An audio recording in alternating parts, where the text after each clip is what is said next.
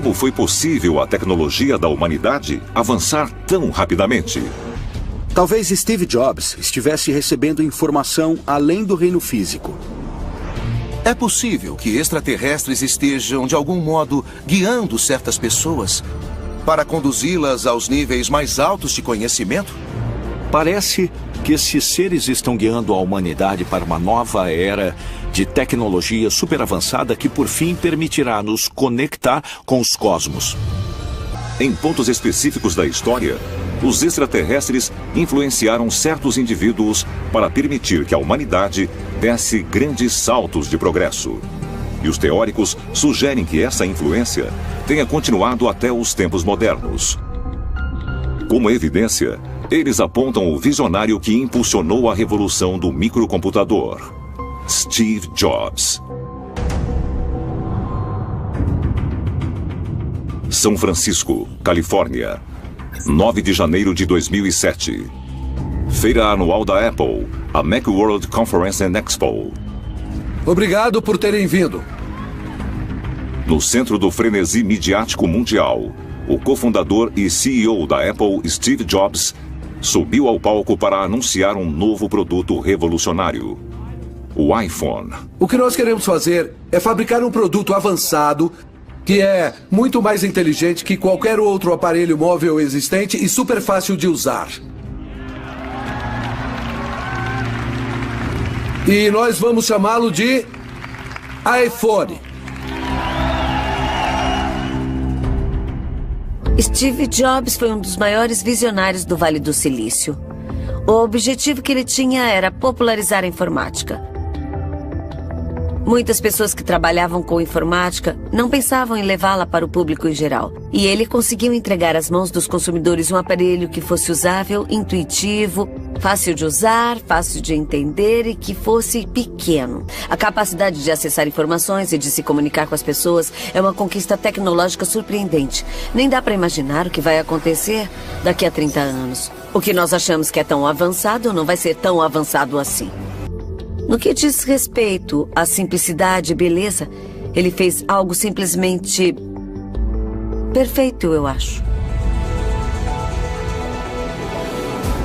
Steve Jobs e sua equipe de engenheiros na Apple aproveitaram a tecnologia que conectava a sociedade digitalmente e pôs todo o conhecimento do mundo literalmente nos dedos da humanidade. Mas as sementes desta revolução tecnológica foram plantadas em 1973, quando o universitário de 19 anos abandonou a faculdade. Jobs frequentava a Reed College em Portland, Oregon, quando ele, junto com um dos primeiros funcionários da Apple, Daniel Kottke, tomou a decisão de que mudaria não só o curso de sua vida, mas, em última instância, o curso da humanidade. Eu conheci o Steve na Reed College no primeiro mês, mas nossa amizade se desenvolveu porque, 1 ou 2 semanas depois, eu estava andando com um exemplar do livro Be Here Now, e eu estava ansioso para conversar sobre ele. E o Steve conhecia o livro. E esse livro logo nos levou para a autobiografia de um yogi e para o Ramakrishna e seus discípulos. Como muitos da sua geração, Steve Jobs aderiu ao movimento de iluminismo espiritual que estava se espalhando pelos Estados Unidos na década de 70. E de acordo com as pessoas mais próximas, ele não considerava isso um interesse passageiro, mas sim um chamado. O Steve teve acesso ao livro Cosmic Consciousness e acho que isso fez ele ir além do limite. O livro tinha capítulos sobre grandes gênios da história e como eles eram instruídos, e isso se tornou a sua base. Foi assim que fomos para a Índia. Impulsionado pelo desejo de encontrar iluminação espiritual, Steve Jobs viajou para a Índia, acompanhado de Daniel. Alguns meses depois, juntos, eles descobriram um guru hindu conhecido como Haidakam Baba. Ele foi descoberto com mais ou menos a idade de 18 anos, fazendo yoga numa caverna.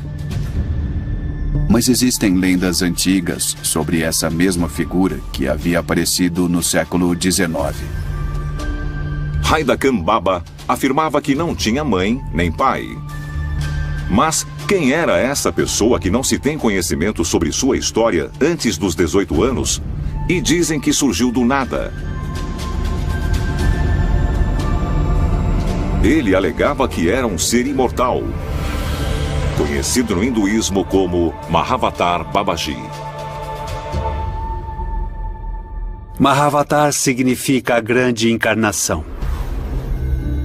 O grande ser encarnado.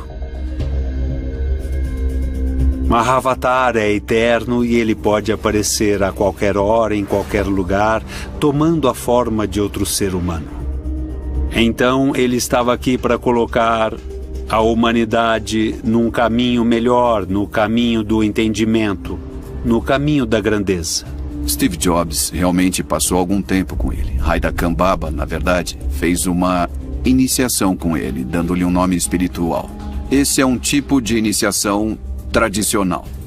Então ele foi formalmente iniciado por esse guru. Babaji havia dito que ele era um ser celestial que viera à Terra para ajudar a iluminar o nosso planeta e a nos fazer progredir.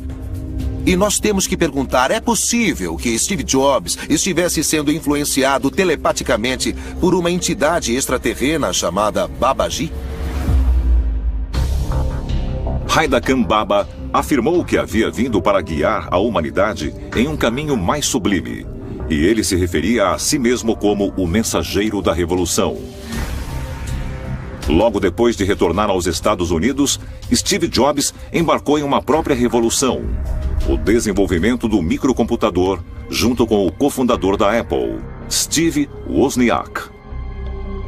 O Steve não fez isso por dinheiro. Ele embarcou nisso com a missão de transformar o mundo. O Apple II foi o primeiro computador pessoal no mercado de massa.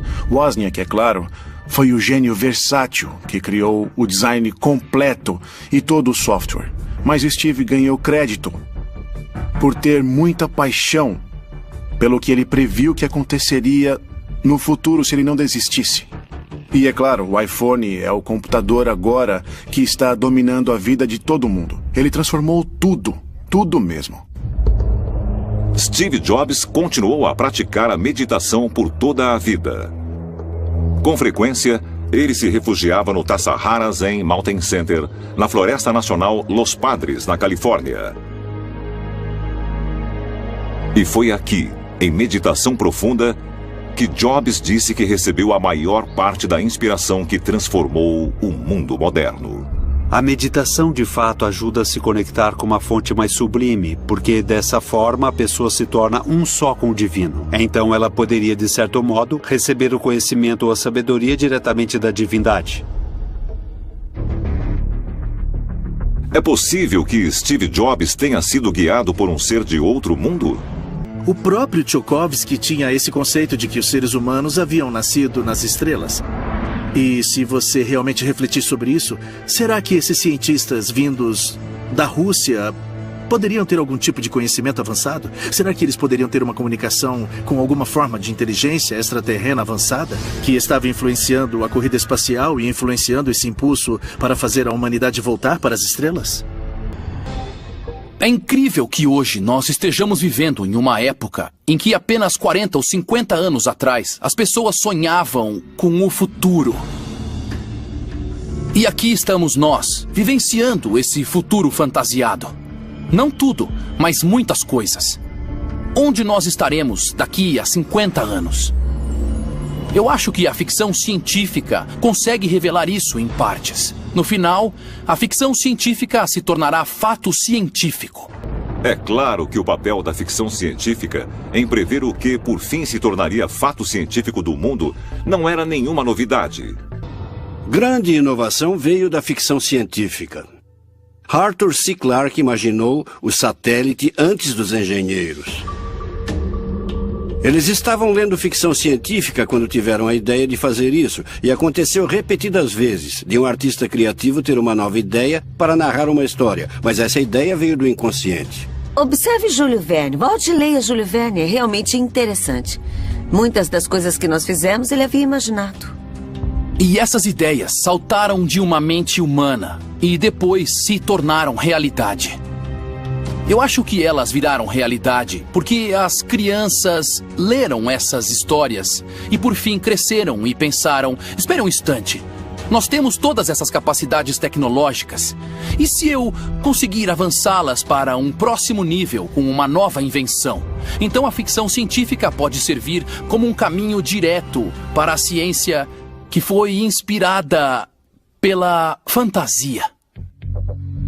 Mas muitas das maravilhas científicas modernas são meramente produtos de mentes férteis e imaginações extravagantes? Ou elas têm origem em algum outro lugar, possivelmente a anos-luz de distância? Existe uma teoria interessante. É a ideia de que certos autores cultos de ficção científica podem simplesmente não ter tido as ideias para suas histórias sozinhos, apesar deles poderem ter achado que tiveram essas ideias sozinhos. Talvez haja uma força externa, mostrando-as para eles.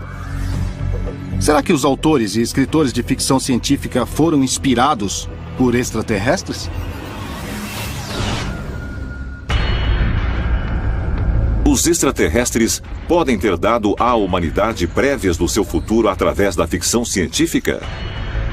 E se as mentes criativas do passado tivessem sido capazes de vaticinar as incríveis tecnologias de hoje, então nós deveríamos também interpretar a ficção científica moderna como um guia para onde a humanidade está se dirigindo.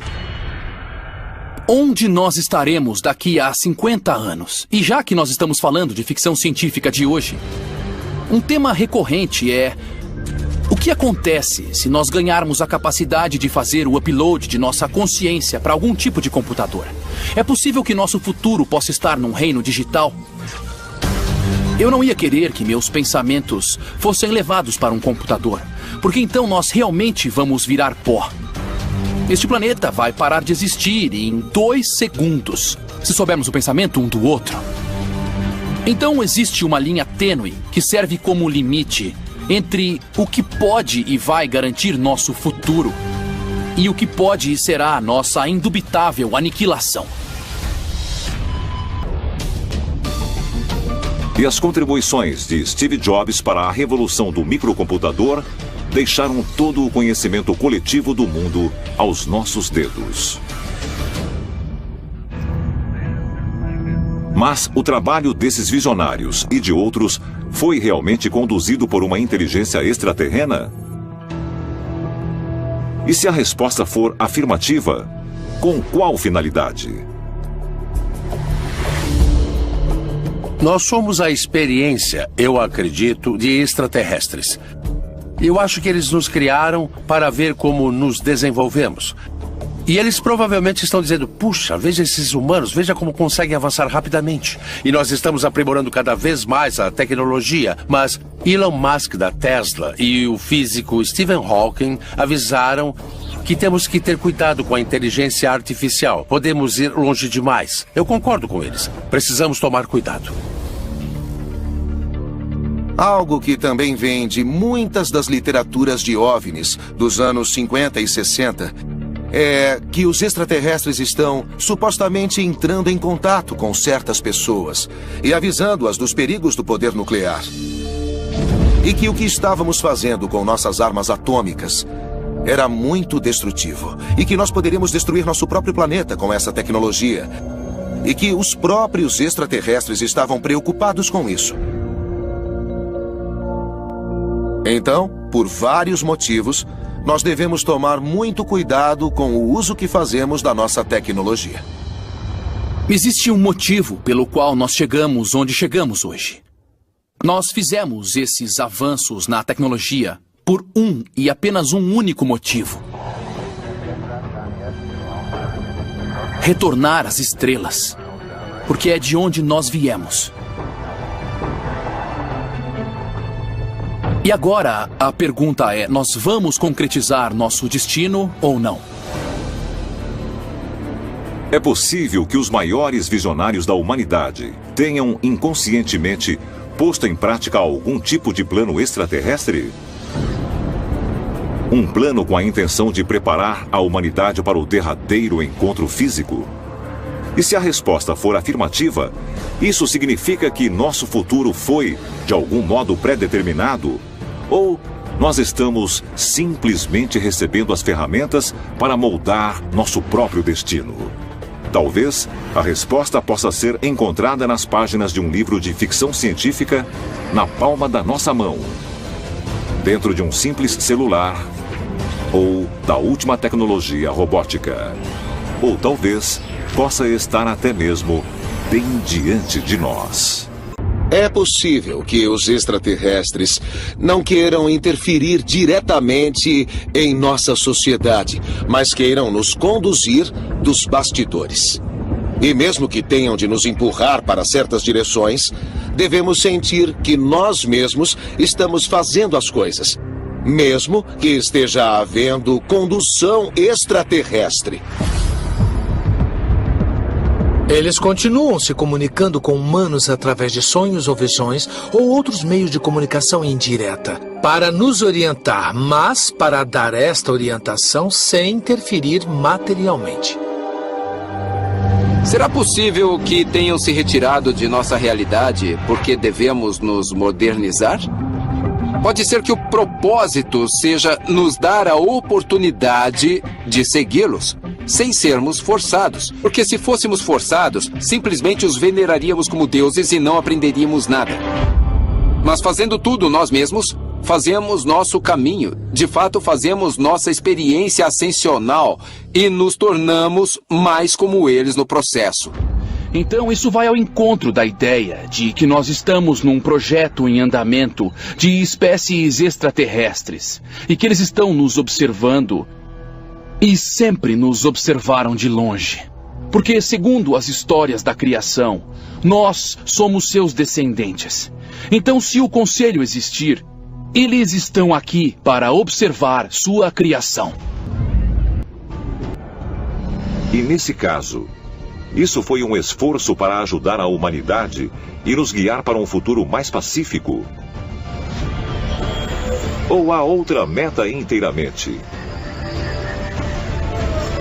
Talvez a meta de evitar que nos tornemos uma ameaça.